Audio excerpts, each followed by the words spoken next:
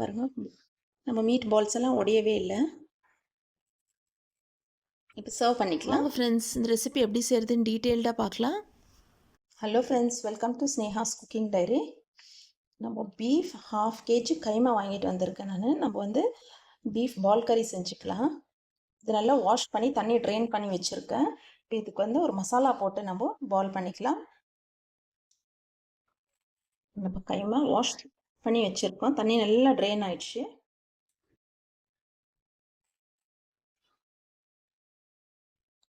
மஞ்சள் தூள். இதை ஃபஸ்ட்டு நான் மசாலா போட்டு மேரினேட் பண்ணி வச்சுட்டு அப்புறமா குழம்பு செய்யலாம். மஞ்சள் தூள், மிளகாய் தூள் போட்டுட்டோம். அப்புறம் க்ரீன் சில்லி இது நல்லா ஃபைனாக சாப் பண்ணிக்கோங்க. ஃபைனாக சாப் பண்ண கறி லீவ்ஸ், ஃபைனாக சாப் பண்ண கொத்தமல்லி இலைகள். கொத்தமல்லி இலைகள் கொஞ்சம் அதிகமாகவே போட்டுங்க. அப்புறம் நம்ம கைமாக்கு தேவையாக்கிற அளவு உப்பு போட்டுக்கலாம். அவ்வளோதான் ஃப்ரெண்ட்ஸ். இது நல்லா நம்ம மிக்ஸ் பண்ணிவிட்டு நம்ம பால் பிடிச்சி வச்சிடலாம். பால் பிடிச்சி வச்சிட்டோம்னா நல்லா அந்த மசாலாவில் இந்த கைமா மேரினேட் ஆகும். அதுக்கப்புறம் நம்ம குழம்புக்கு தேவையாக இருக்கிற மசாலாலாம் வதக்கிட்டு கிரைண்ட் பண்ணி வச்சுக்கிட்டு குழம்பு கூட்டிக்கலாம். நீங்கள் இந்த மாதிரி மெத்தடில் ஒன்ஸ் பால் கறி செஞ்சு பாருங்கள் ஃப்ரெண்ட்ஸ். இது பீஃப் மட்டும் இல்லை, மட்டன் கூட நீங்கள் இதே மெத்தடில் நீங்கள் செஞ்சு ட்ரை பண்ணிவிட்டு எப்படி இருந்துச்சுன்னு கமெண்ட்ஸில் தெரியப்படுத்துங்க. பாருங்கள், நல்லா இந்த மாதிரி நம்ம மிக்ஸ் பண்ணிக்கணும். மிக்ஸ் பண்ணிவிட்டு நம்ம ஒரு மீடியம் சைஸ் அளவு, இந்த அளவுக்கு நம்ம வந்து பால் பிடிச்சிக்கணும். இல்லை இன்னும் குட்டி குட்டியாக வேணும்னா கூட நம்ம பண்ணிக்கலாம்.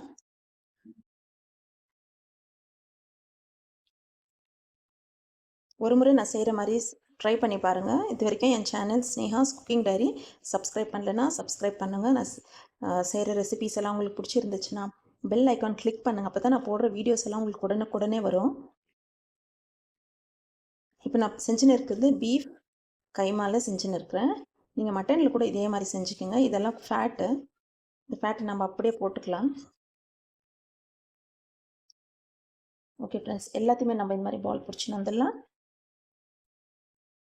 நான் 1/2 kgக்கான மசாலா போட்டிருக்கேன். நீங்கள் அதிகமான மீட் எடுத்திங்கன்னா குவான்டிட்டி மசாலாஸ் எல்லாம் இன்க்ரீஸ் பண்ணிக்கோங்க.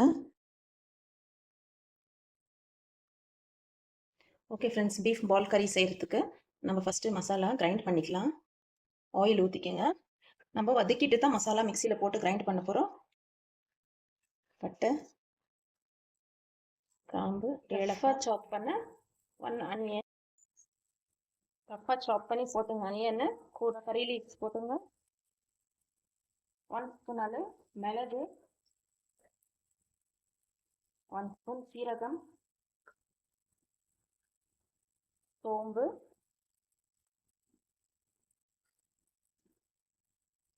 1 ஸ்பூன் அளவு பொட்டுக்கடலை போட்டுங்க.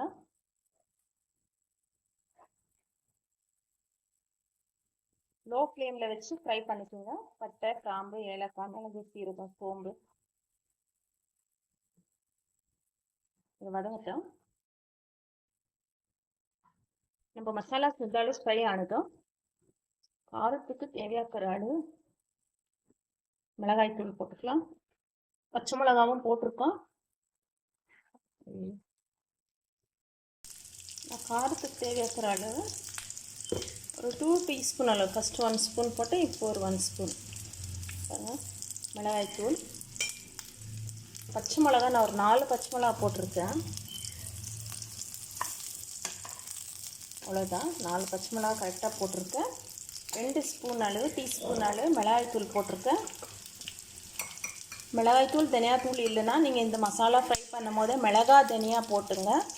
நான் 4 ஸ்பூன் அளவு தனியாத்தூள் போடுறேன். 1 2 3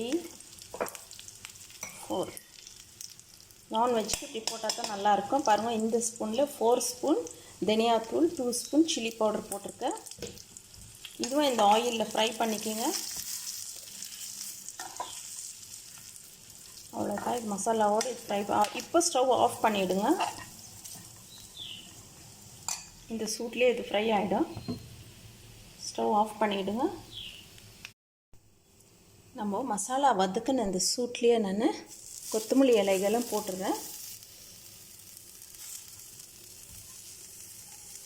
அவ்வளோதான். இதெல்லாம் கூல் ஆனதும் நம்ம மிக்சியில் போட்டு ஃபைனாக கிரைண்ட் பண்ணின்னு வந்துடலாம்.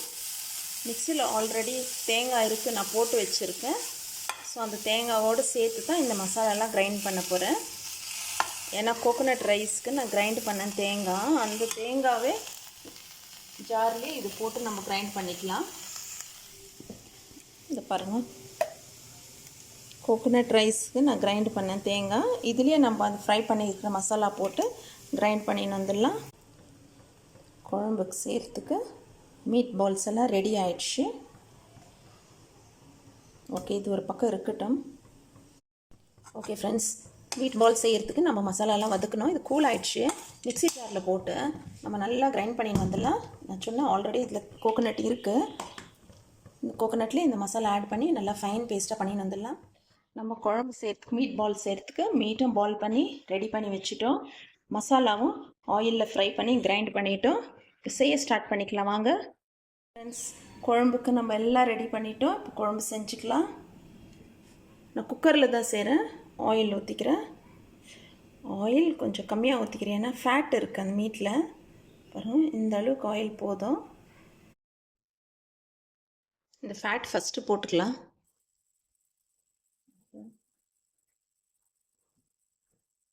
அனியன்ஸ் போட்டுக்கலாம். ஃபேட் அப்படியே மெல்ட் ஆகிடும். அனியன்ஸ் போட்டுக்கலாம். 1 அனியன் தான் போடுறேன். கொஞ்சம் கறி லீவ்ஸ் போட்டுக்கலாம். நல்லா வேணுமோ எல்லாமே நம்ம வதக்கிட்டு மசாலாலாம் கிரைண்ட் பண்ணிட்டோம். மஞ்சள் தூள் தவிர இப்போ நான் ஒரு 1/2 டீஸ்பூன் அளவு இந்த அனியனில் மஞ்சள் தூள் போடுறேன். ஓகே,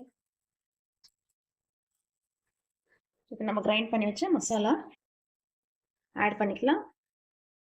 இது ஆல்ரெடி நம்ம ஆயிலில் ஃப்ரை பண்ணி தான் கிரைண்ட் பண்ணி வச்சுருக்கோம்.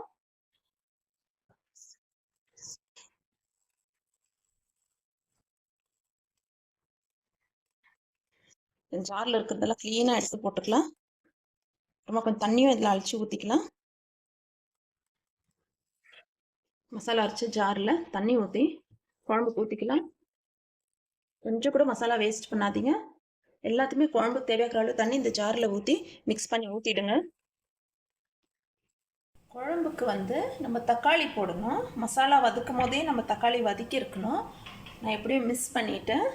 அதனால் இப்போ செப்ரேட்டாக மசாலா வதக்குன அதே கண்டெய்னரில் ஒரு 4 டொமேட்டோ எடுத்து வச்சுருக்கேன் ஸ்டவ் மேலே. இப்போ இது வதங்கட்டும்.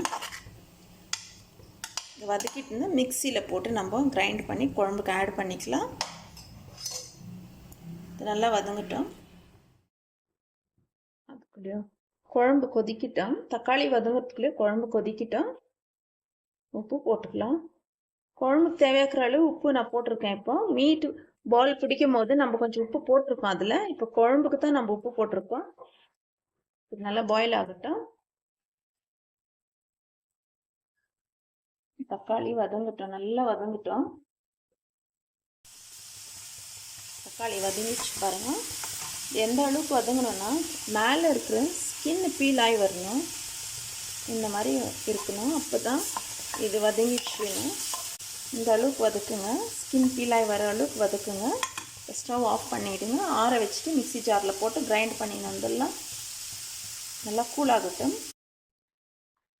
நம்ம தக்காளி கிரைண்ட் பண்ணது ஊற்றிக்கலாம் குழம்புல. நம்ம இன்னும் மீட் பால்ஸ் போடல. குழம்பு நல்லா கொதிச்சு அதுலேருந்து ஆயில் செப்பரேட் ஆகி வந்த பிறகு தான் நம்ம மீட் பால் போடணும்.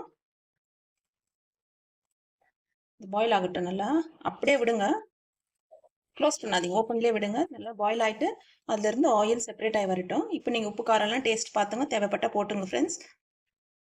குழம்பு நல்லாவே கொச்சிடுச்சு.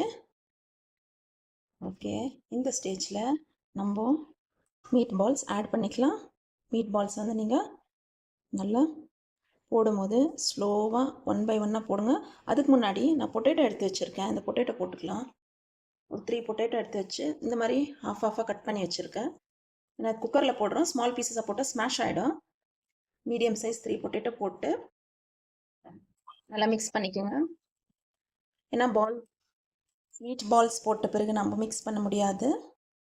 ஜென்டிலாக போடுங்க, ஸ்லோவாக ஆட் பண்ணுங்கள். போடும்போது ஒரு முறை டைட் பண்ணிவிட்டு போடுங்க. நம்ம எல்லா மீட் பால்ஸும் ஆட் பண்ணிட்டோம். அவ்வளோதான். இப்போ நம்ம கரண்டி எல்லாம் போட்டு எதுவுமே மிக்ஸ் பண்ணக்கூடாது. நீங்கள் அப்படி தேவைப்பட்டால் லைட்டாக இப்படி ஷேக் பண்ணி விடுங்க, செட்டில் ஆகிடும். அவ்வளோதான். இப்போ க்ளோஸ் பண்ணிக்கலாம் குக்கரை. நம்ம குக்கர் க்ளோஸ் பண்ணிக்கலாம். முக்கியமான விஷயம், கரண்டி போடாதீங்க, மீட் பால்ஸ் எல்லாம் உடஞ்சிடும். குக்கர் க்ளோஸ் பண்ணிவிட்டு மீடியம் ஃப்ளேமில் வைங்க.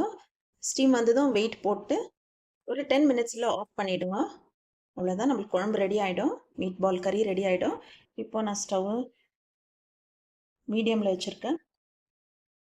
ஸ்டீம் வரட்டும். ஸ்டீம் வருது. வெயிட் போட்டுக்கலாம். வெயிட் போட்டு 10 மினிட்ஸ் விடுங்க, மீடியம் ஃப்ளேம்லேயே இருக்கட்டும். பீஃப் பால் கறி நம்மளுக்கு ரெடி ஆயிடுச்சு. பாருங்க, நம்ம மீட் பால்ஸ் எல்லாம் உடையவே இல்லை. இப்போ சர்வ் பண்ணிக்கலாம்.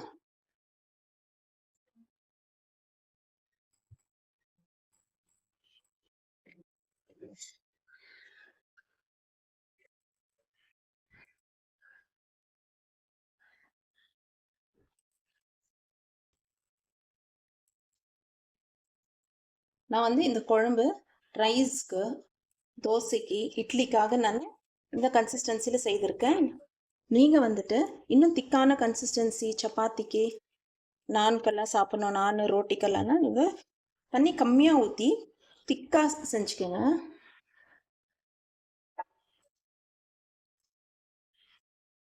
ரைஸு, இட்லி, தோசைக்கெல்லாம் இந்த கன்சிஸ்டன்சியில் இருந்தால் தான் நல்லாயிருக்கும்.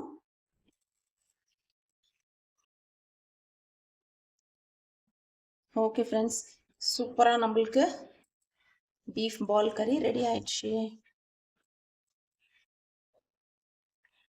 செய்து சாப்பிட்டு எப்படி இருந்துச்சுன்னு கமெண்ட்ஸில் தெரியப்படுத்துங்க.